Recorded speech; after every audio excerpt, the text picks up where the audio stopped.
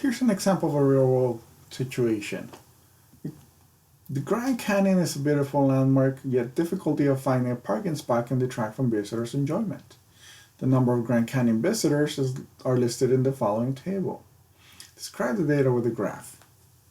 So do remember, read word problems at least 2 to 3 times. It'll make it easier to make sense of the question.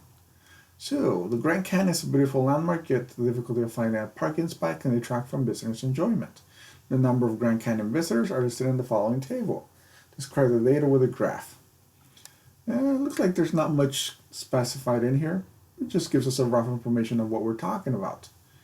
Okay, looks like most of it is told to us in this case via the table at the top left. Do remember, if you have years, in this case it starts with 1960, 1970, 1980, 1990, and 2000.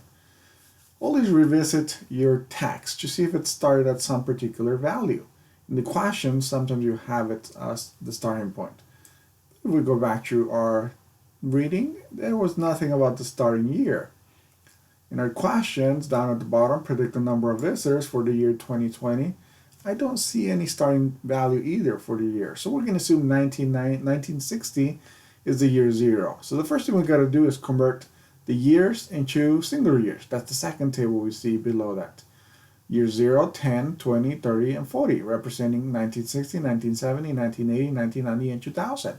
Notice that the number of visitors in millions, do notice that it's in millions, 1.2, 2.3, 2.6, 3.8, and 4.8 do not change for both tables. They remain the same.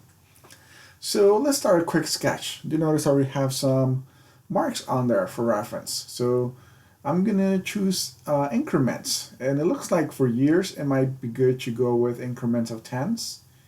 And I have the in-between small marks as fives. Okay, but let's label it as T, years, for our x-axis representative. So T is the years.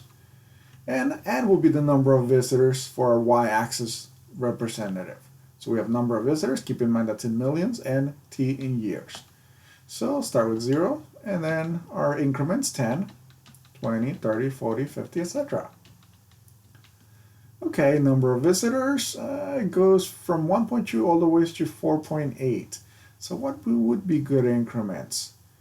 Well, if we go by ones, notice that I'm skipping a square or a box in between, though it's the half mark.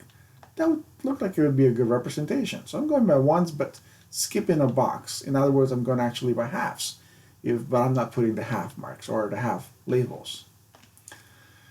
Okay, so there's our labeling. In that case, let's start plotting them. So for plotting the first one, 0 and 1.2. So that'll be 1960 and 1.2. Second one, 10 and 2.3.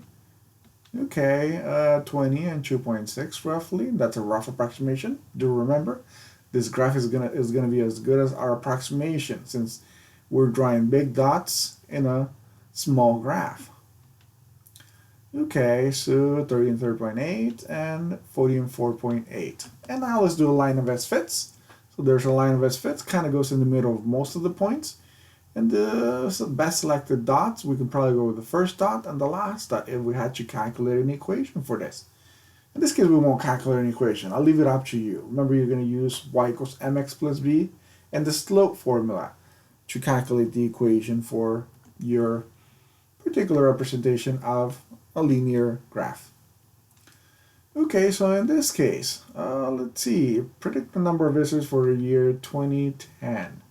So the year 2010 is equivalent to the 50th year. If you notice on our table, it goes only up to 2000. So that means we're going to add 10 more years, right? So we will probably have to use extrapolations as we don't have any data above that year. So above 2000. So in that case, 2010 equals our 50th year. And roughly 50 years later, there's a dashed line representing 50 years. We can approximate that to be at, let's see, what do we get? 5.5 maybe? It's a rough approximation. So the number of visitors in 2010 is roughly 5.5 million visitors. So can you believe that?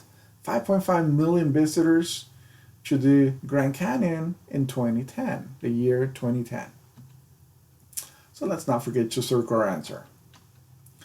Okay, in what year did the Grand Canyon have 3 million visitors? So there's a rough approximation of 3 million.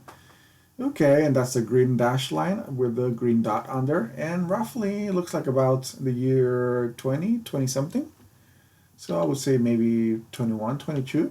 So roughly in the 21st year, or in 1981, roughly there were 3 million visitors from what we could see on our graph. And if you notice, we have in between, we have the dot in between other dots. So that means we're estimating by using interpolation. So we have a point between known points. Let's not forget or remember to circle our answer. So keep in mind, there's possible model breakdown by showing arrow going up to the right forever. Can our graph really go up forever? Well, there would be a point where there would be not enough people to define the graph going up forever. So we would have model breakdown eventually if we have a number that's way too large by comparison to the population on Earth. So then we would have model breakdown.